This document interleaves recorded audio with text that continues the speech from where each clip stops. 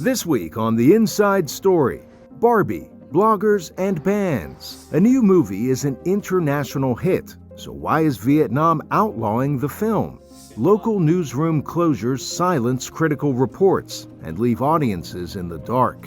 Repressive regimes ratchet up the pressure on dissent from abroad, and how those living in exile are helping others find their voices. Now, The Inside Story, Barbie, bloggers, and bans.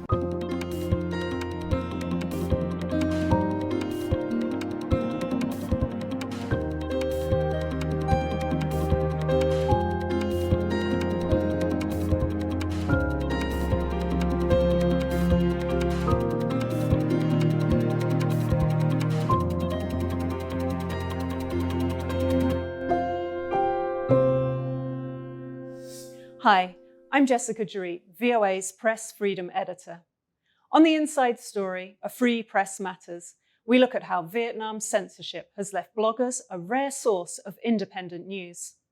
We meet a Pakistani blogger who escaped an abduction in Islamabad and now runs the Dissidents Club, a bar in Paris for other exile bloggers and critics like himself. And we hear from an Eritrean who runs one of that country's largest broadcasters from his Maryland home. All that and more on The Inside Story, A Free Press Matters. We begin in Vietnam. The country ranks behind only China and North Korea on the Global Press Freedom Index. Censorship there is pervasive, with politics, foreign affairs, and land disputes all taboo. The extent of control went global this month when Hanoi banned the new Barbie movie over a fictional map. Officials say the movie shows the 9-dash line, outlining mostly maritime areas China says it controls, but where the UN says Beijing has no lawful effect. Warner Brothers says it's a whimsical map not intended to make a political statement. For journalists in Vietnam, they mostly steer clear of contentious issues like this, leaving bloggers to pick up the slack. But doing so can be risky. For Titi Tran in Los Angeles, Christina Caseda-Smith has the story. For 9 years, Vietnamese blogger Nguyen Van Hai has been a free man, but he had to leave his homeland for the US to find that freedom. Back in Vietnam, Hai, who is better known by his pen name Ducai, was jailed for his work, but he never stopped thinking about how to end censorship, even while in prison.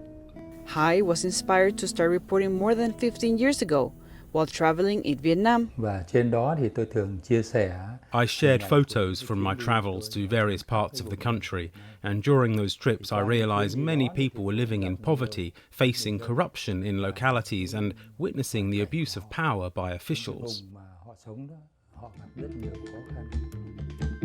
But in Vietnam, one of the most repressive regions globally for press freedom, journalists are often too scared to report on such issues. Bloggers like Hai are rare sources of freely reported news.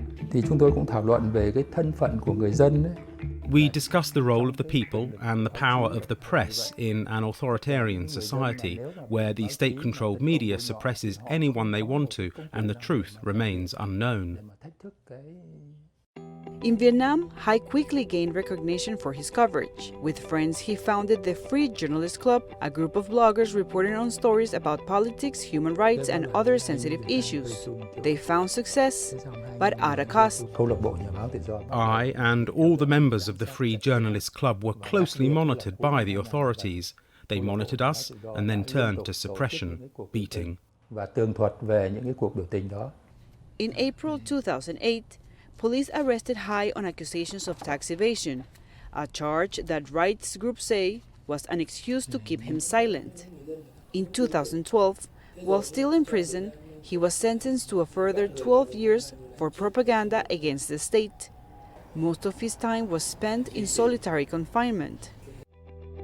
Finally, in 2014, Vietnam freed Hai, but he had to go straight into exile. Now the city of Los Angeles is his refuge. But adapting to a new life has not been easy. Platforms he and others set up to share news have been blocked and deleted, wiping out nearly a decade of work and daily life can be a challenge. My life is not stable in terms of housing and finances because I dedicate all of my time to the movement. There were moments when I thought about giving up. Vietnamese authorities did not respond to VOA's request for comment about the country's media environment. Hai is still dedicated to advocating for a Vietnam that allows bloggers like him to write without fear of retaliation. It's a demanding role. An average day may involve meeting with officials, including Congresswoman Michelle Steele, contributing news about human rights and Vietnam to a TV station, and recording a podcast on media independence and detained bloggers. Others in the diaspora welcome his efforts. Vietnam's Communist Party controls all media inside the country. People are thirsty for the free flow of information, but those who try to speak up or to talk about human rights have been increasingly stifled and repressed. As for Hai, his vision of a Vietnam where people have easy access to a free press encourages him to keep up the fight. For Tititran in Los Angeles, Cristina Caicedo-Smith, VOA News. Repressive regimes are increasingly trying to reach across borders to try to silence critics. Press freedom reporter Liam Scott spoke to Grady Vaughan from Freedom House here in Washington about the trend known as transnational repression. So what is the goal of transnational repression? Why do governments engage? Transnational repression occurs when governments reach across borders to silence dissent among their exile and diaspora communities. It takes a number of forms and tactics, including assassinations, assaults, renditions, and there are more everyday tactics such as spyware and coercion of family members back home. Each act of transnational repression creates a ripple effect, not only violating the human rights of the targeted individual, but also harming their colleagues, their family members, and possibly whole communities in exile. The main purpose of transnational repression is to silence dissent and critical voices in exile, and to sow discord among different members of these communities. For this reason, journalists, as we'll talk about, are often quite vulnerable to TNR as they serve a critical purpose in spreading these important messages and uncovering truths about these governments. So, according to our research, the primary targets of transnational repression are journalists, human rights activists, former insiders, members of religious and ethnic minorities. And who are the main perpetrators of transnational repression? We found that the worst perpetrators are China, Tajikistan, Turkey, Egypt, and Russia. China alone accounts for 30% of all cases, of all 854 incidents that we've recorded. There are really two different forms of tactics. There are direct physical tactics, which we specifically monitor in our database. These include assaults, assassinations, threats, deportations, detentions. These types of incidents capture most media attention, but they're only the tip of the iceberg. There are many more daily incidents of transnational oppression that are non-physical, such as spyware, online intimidation, and coercion of family members back home, which is an increasingly problematic aspect of this trend. Are there any accountability mechanisms in place to specifically address transnational repression? Increasingly, we are seeing growing attention to the problem in countries like the United States.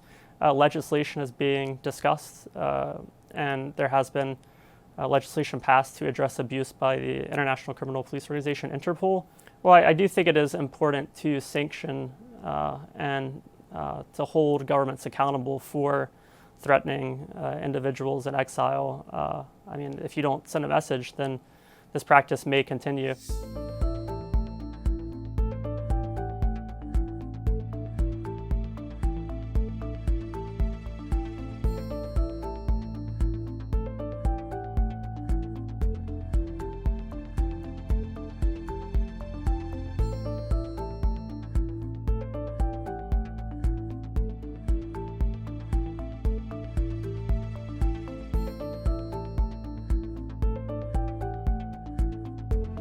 Threats against themselves and family members, fear of attack, are all reasons behind some journalists making the difficult decision to leave their jobs and homes. Take Taha Siddiqui.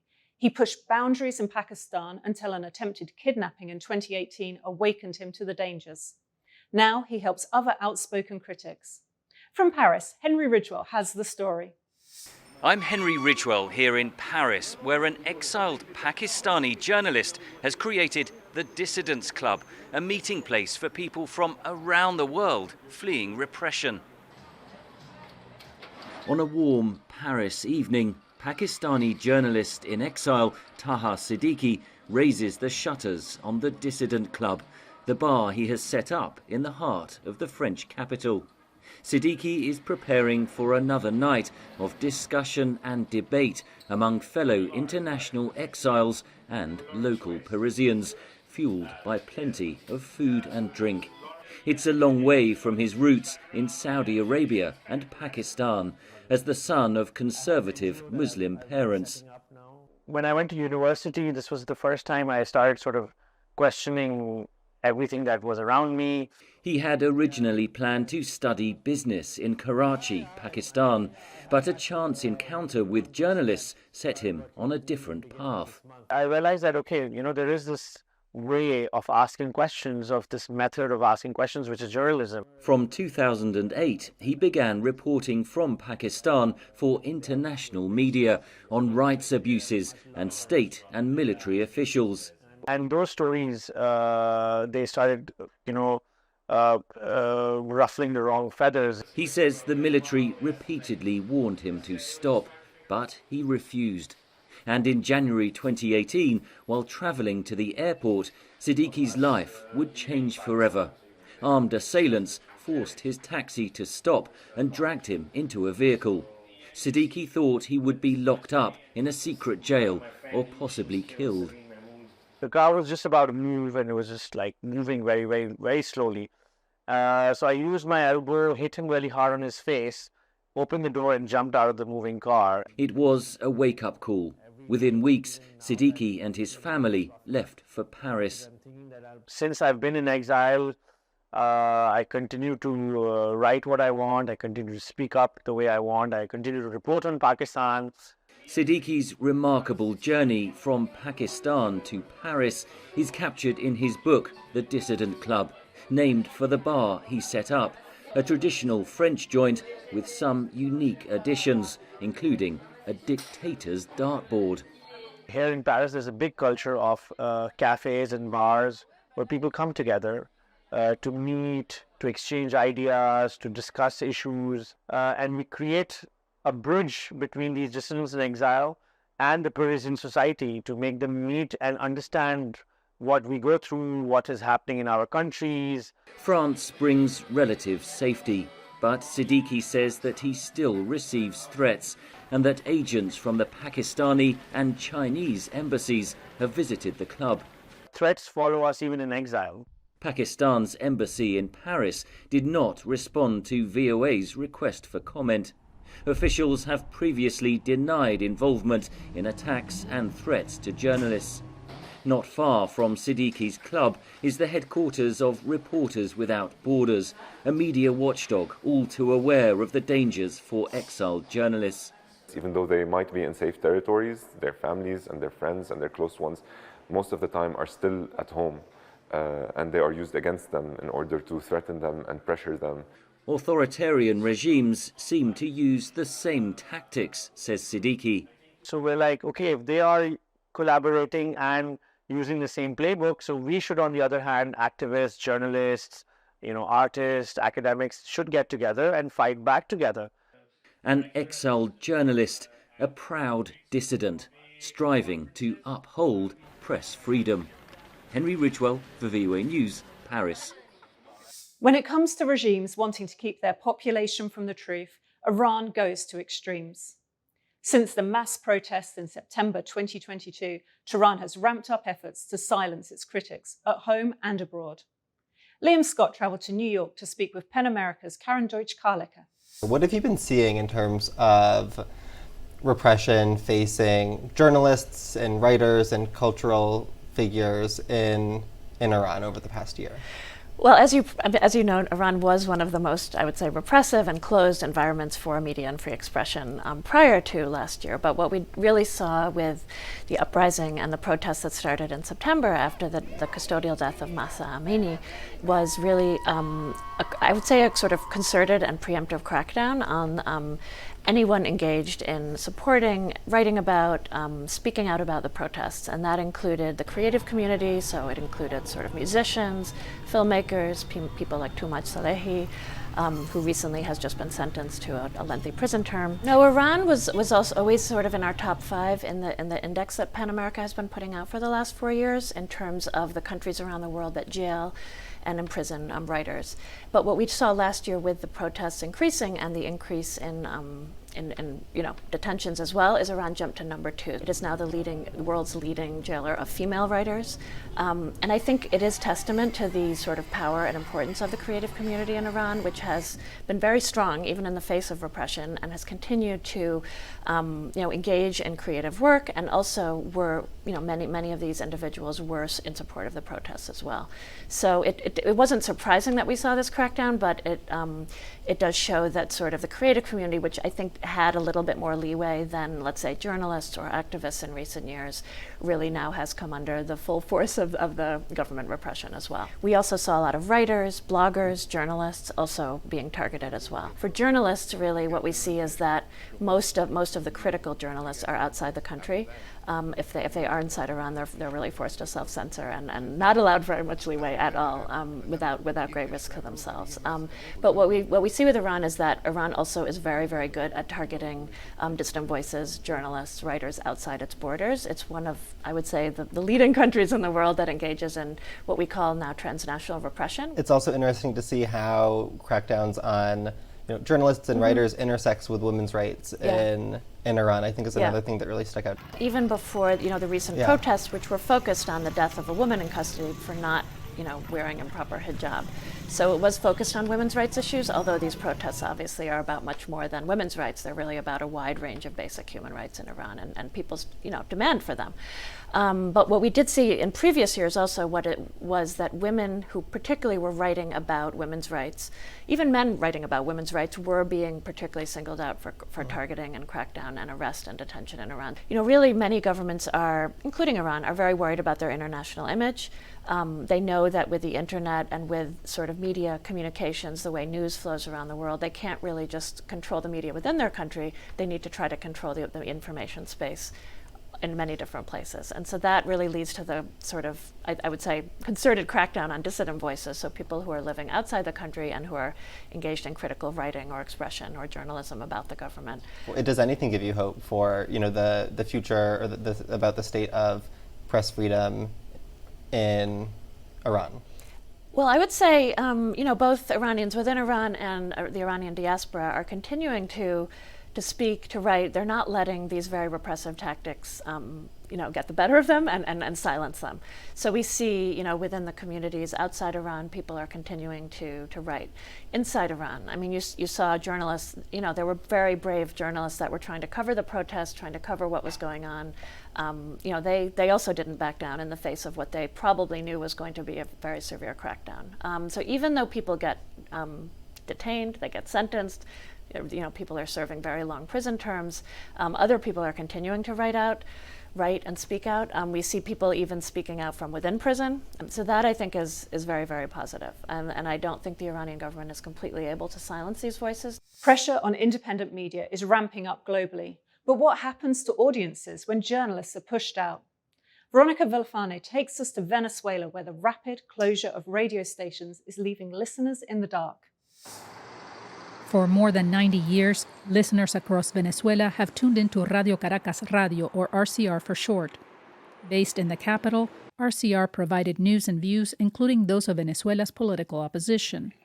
But in June, it became the latest station to fall silent, with its director citing the loss of its license in 2019, followed by internet and power shortages that made even broadcasting from YouTube difficult. We've had difficulties with electricity and the internet. More and more, we're seeing that Venezuelans have fewer and fewer resources to access social media, and that audiences have plummeted. Venezuela has seen a steady decline in independent media, and the country has a poor record for media freedom.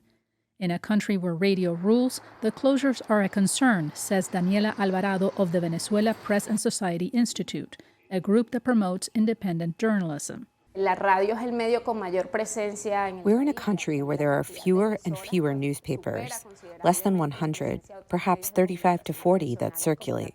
Radio has a greater relevance in society because it is the most accessible. While independent media outlets overall are declining, the Communication Research Institute has said that Caracas has dozens of state-run media outlets that it uses to promote its message. We began to see the need to wage a higher battle, to activate several communication fronts and to defend the truth. Analysts say state media is also used to attack and stigmatize opposition voices and journalists. Criminalization, smear campaigns, actions carried out by public officials through traditional channels such as television and radio. But in recent years, we are also seeing an increase through digital platforms on social media like Twitter. Venezuela's Ministry of Communication and Information did not respond to VOA's request for comment. But Diosdado Cabello, a senior lawmaker and member of Venezuela's National Assembly, has said freedom of expression is guaranteed. Freedom of expression does not belong to the media.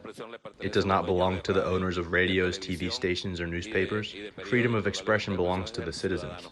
RCR former host José Domínguez Blanco is concerned about how the closure will affect news audiences. I wonder if they are really aware and conscious of what the closing of another media outlet means. The UN High Commissioner for Human Rights and media watchdog Reporters Without Borders have both cited concerns about the loss of independent sources of news in Venezuela. For Adriana Núñez Rabascal in Caracas, Venezuela, Verónica Villafañe, VOA News. A new life in exile often looks different for journalists who flee, but the dedication to press freedom remains. Take Henok Takle. He runs one of Eritrea's largest diaspora media outlets from his Maryland home. He tells us his story. There was a black hole in media aspect in Eritrea. There is only one radio, one television, and one newspaper since September 18, 2001. We know the government shut down all the free press in Eritrea, and the media in Eritrea operated by the regime, their main purpose is to just disseminate the propaganda of the regime. In 2018, this group of individuals, they come up and they say that we need to reach people inside Eritrea. They need to know what's going inside and outside Eritrea. They don't have anything, they don't have journalists, they don't have money, but they know for sure that if they can start, people will come around and support them. Fast forward now 4 years, Ersat is in a better position at all levels. Now we have 5 different languages. In 2022, we produced 1,600 programs. The mission is to provide trusted, responsible, impartial journalism that informs, engage, entertain, empower Eritreans' diverse community. There is a lot of threats, a lot of online trolls, not only against me, also against my family. We have also a shortwave radio. In case something happens to our satellite, we make sure that we still have a means to communicate with our people. That at least those people are listening to each other. Trying to narrow the gap between the thinking of the people inside and outside the country, even in the diaspora. So Ersat is trying to be a platform, trying to be the magnet for all this different thinking. That's all for now. I'm Jessica Dorit. To learn more about exiled journalists, check out our documentary From Fear to Freedom, A Uyghur's Journey. As we leave you, we highlight the bravery and resilience of Elena Milashina, a fearless Russian journalist who was savagely attacked on assignment in Chechnya. And we continue to focus on the detained American journalists, Evan Gershkovich, jailed since March of this year in Russia, and freelancer Austin Tice, who has been missing in Syria since 2012. We'll see you next week on The Inside Story.